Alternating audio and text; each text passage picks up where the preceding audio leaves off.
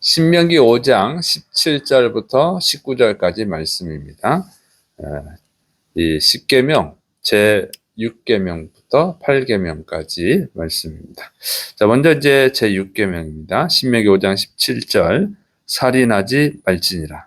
자, 하나님은 살인하지 말라고 명령하셨습니다. 그래서 살인은 죄입니다. 하나님이 명령하신 거죠. 근데 사람을 죽이거나 살릴 수 있는 분은 오직 하나님밖에 없습니다. 그런 권한은 하나님밖에 없는 거예요. 그래서 구약에서 보면 하나님이 죽이라고 하는 그런 명령을 내릴 때가 있죠. 그럴 때 사람이 죽이는 그것은 살인죄가 아니에요. 그것은 죄가 없습니다. 그러나 하나님의 명령에 상관없이, 하나님의 뜻하고 상관없이 죽이면 살인죄가 되는 거예요. 그러니까 이렇게 이것은 살인은 하면 안 되는 거죠. 해서는 안 되는 거예요. 죄니까. 그런데 여기서 가르쳐 주는 것은 뭐냐면 생명의 주인은 하나님이시다 하는 거예요. 그래서 사무엘상 2장 6절 여호와님은 죽이기도 하시고 살리기도 하시며 스월에 내리게도 하시고 거기에서 올리기도 하시는도다. 그래서 하나님만 죽일 수도 있고 살릴 수도 있다는 거예요. 신명기 32장 39절 이제는 나 곧 내가 그인 줄 알라. 나 외에는 신이 없도다. 나는 죽이기도 하며 살리기도 하며 상하게도 하며 낫게도 하나니 내 손에서 능히 빼앗을 자가 없도다. 그러니까 오직 하나님만 이 사람의 생명을 살릴 수도 있고 죽일 수도 있어요. 그런데 그건 뭐냐면 하나님만 신이니까 여호와 신만 하나님이다. 그게 나머지는 신이 없다. 그러니까 하나님은 왜 그렇게 할 수 있냐면 창조주이기 때문이죠. 모든 만물을 하나님이 창조하셨어요. 모든 생명체를 하나님이 창조하셨습니다. 그러니까 하나님이 주인이에요. 그래서 하나님만 이거를 죽일 수도 있고 살릴 수도 있다 그 얘기죠. 그래서 하나님이 주인이기 때문에 살인하면 어떻게 되는 거예요? 그러면 하나님의 소유물에 해를 가하게 되는 거죠. 그러니까 하나님을 대적하는 거예요. 그리고 하나님이 가장 사랑하는 피조물이 사람이죠. 모든 피조물 중에서 하나님이 가장 사랑하는 존재가 인간이란 말이에요. 인간, 사람. 그런데 그 인간, 사람을 살인한다. 그러면 이제 하나님께 심각한 죄를 범하는 거예요. 그래서 하나님이 살인하지 말라고 하는 것입니다. 그래서 하나님이 허락하시는 것만 할 수 있는 거예요. 그래서 우리 그리스도인들은 절대 살인해서는 안 됩니다. 근데 구약에는 이제 막 죽이는 일도 많지만 신약에는 또 그렇지 않아요. 또 신약에 와서는 더더욱 가르칩니다. 그래서 이 전쟁을 통해서 이제 살인하는 거 이런 거는 예외로 하는 것이죠. 그런데 그래서 전쟁은 하는 거죠. 그럼 하나님이 예외로 두신 게 있어요. 그런 거 외에는 살인해서는 안 되는 것입니다. 두 번째로는 이제 제 7계명 신명기 5장 18절 간음하지 말지니라. 결혼 관계를 벗어난 성관계는 간음이죠. 또한 그 결혼을 했더라도 동성애는 간음인 것입니다. 그런데 이 계명은 굉장히 획기적이에요. 그 당시에. 왜냐하면 그 당시에는 이게 뭐 이방인들이 우상숭배, 그 우상을 섬기는 방식 중에 하나가 이 여사제와 성관계를 하는 거예요. 그러니까 이거는 자연스럽고 또 장려되는 일이죠. 부끄러운 일이 아니란 말이에요. 오히려 장려가 됐어요. 신을 기쁘게 해야 되는 거니까. 그러니까 그런 시대에 이거는 좀 획기적이죠. 그리고 동성애도 죄로 여기지 않았어요. 여러분 창세기 보면 소돔과 고모라를 하나님 멸망시킬 때 그 이유가 동성애잖아요. 그거는 어린 아이들까지 다 했단 말이죠. 그러니까 뭐 자연스러운 거예요, 그게. 그리고 로마 제국 같은 걸 보면은 이 동성애는 부유한 귀족들이 합니다. 황제나 부유한 귀족들이 동성애를 했어요. 그건 돈이 있으니까 하는 거예요. 자랑스럽게 여기까지도 했단 말이에요. 그런 거는. 그런데 하나님은 그런 걸 더럽게 여긴다는 거죠. 그래서 그런 동성애 같은 경우는 하나님이 사형을 시켜요. 그리고 개인은 사형을 시켜버리고 또 민족이나 나라의 경우는 멸망까지 시킵니다. 그래서 소돔을 멸망시켜버렸잖아요. 이렇게 하나님이 아주 더럽게 여긴다. 그런데 그러니까 그 당시에 이 말씀은 굉장히 획기적이고 한데 이건 뭐냐면 하나님은 거룩하신 분이기 때문에 그래요. 그래서 더러운 것을 좋아하지 않는다. 그래서 그리스도인들은 세상 문화를 따라가면 안 되는 것입니다. 근데 이제 현재 우리가 살고 있는 시대에는 어떻게냐, 하나님께 더럽게 여기는 이런 간음, 또 동성애 이런 것들이 점점 확산이 되고, 동성애 같은 거는 뭐 그냥 축제도 해요. 자랑스럽다고, 자랑스럽게 여기고 축제도 하잖아요. 동성애를 자꾸 퍼뜨리려고 하죠. 법도 자꾸 그런 식으로 바뀌어가고, 그래서 뭐 포괄적 차별금지법도 만들려고 하고 있어요. 그게 뭐냐면 동성애를 차별하면 처벌하겠다 하는 것입니다. 그러니까 이걸 오히려 장려를 하는 거죠. 이제 장려를. 그거는 인간의 권리다, 뭐 이렇게 해서 하는데, 이건 하나님께 멸망받을 죄를 짓는 것입니다.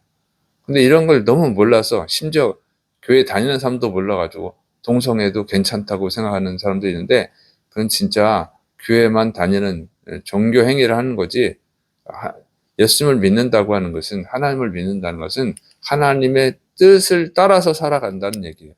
절대 해서는 안 되는 건데 그걸 몰라요.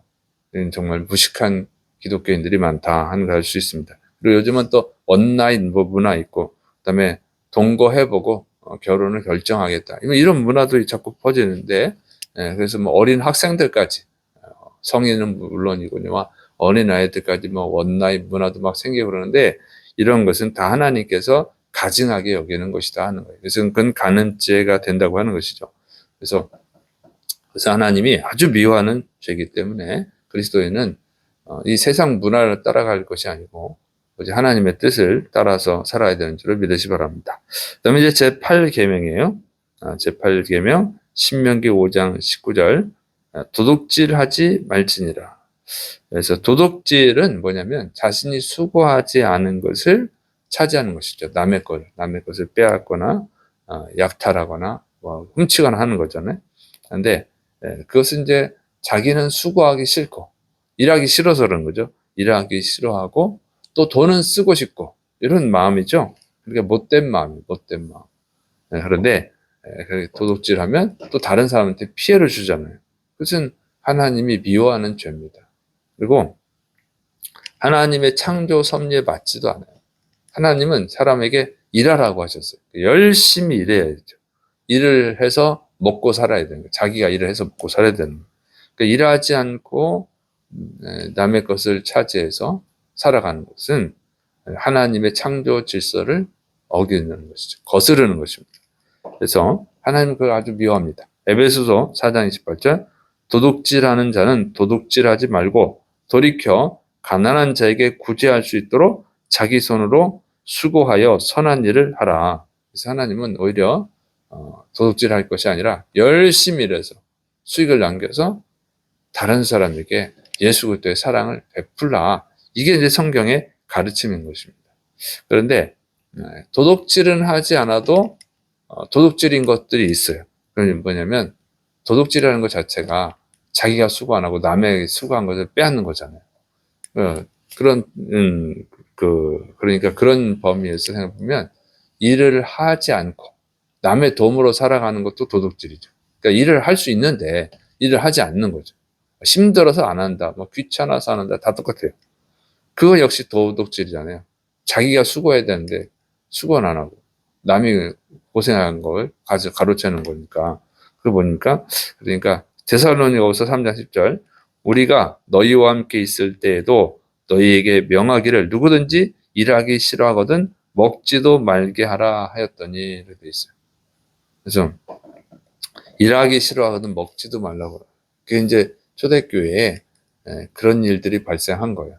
왜냐면 초대교회 그 사도행전 6장에 보면 뭐 성도들이 감동을 받아가지고 이제 자기의 재산을 내놓고 그 가난한 사람들 도와주고 그랬죠.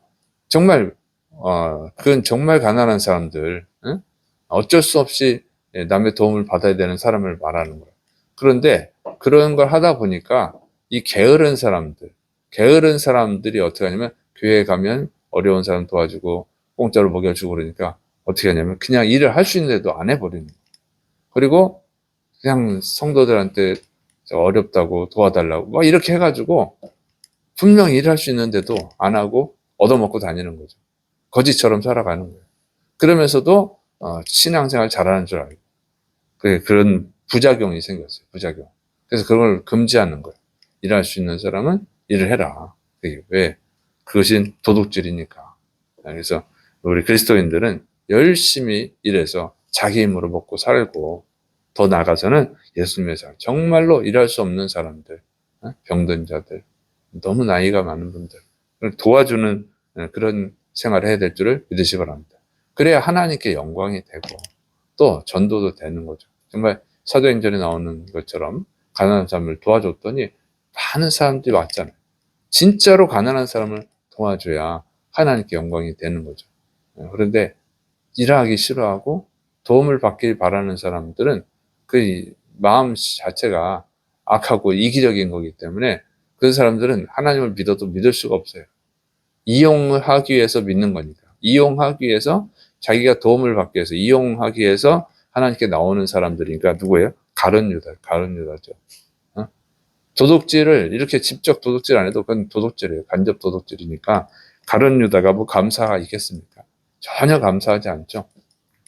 그래서 그건 덕이 안 되고, 그래서 우리 그리스도인들은 정말 열심히 일해서 또 하나님께 영광을 돌리고 모범이 되어야지, 세상 사람들한테 모범이 돼야 영광을 돌리고 또 전도도 할 수 있는 줄을 믿으시기 바랍니다. 기도하겠습니다. 사랑이 많으신 하나님 아버지, 오늘도 생명의 말씀으로 우리를 가르쳐 주셔서 감사드립니다. 이 세상 문화가 하나님이 미워하는 악한 문화, 이 죄악의 문화로 변질되고 있습니다. 하나님, 이러한 때에 우리가 정말 하나님 앞에 바로 서고 이 세상에 빛이 되어지고 소금이 되어서 올바른 길을 가르쳐주고 인도하고, 또 무엇보다도 예수 믿고 구원받을 수 있도록 또 전도하는 사명을 온전히 감당할 수 있도록 붙들어 주옵소서. 주께서 역사하심 믿고 예수님의 이름으로 감사하며 기도드립니다. 아멘.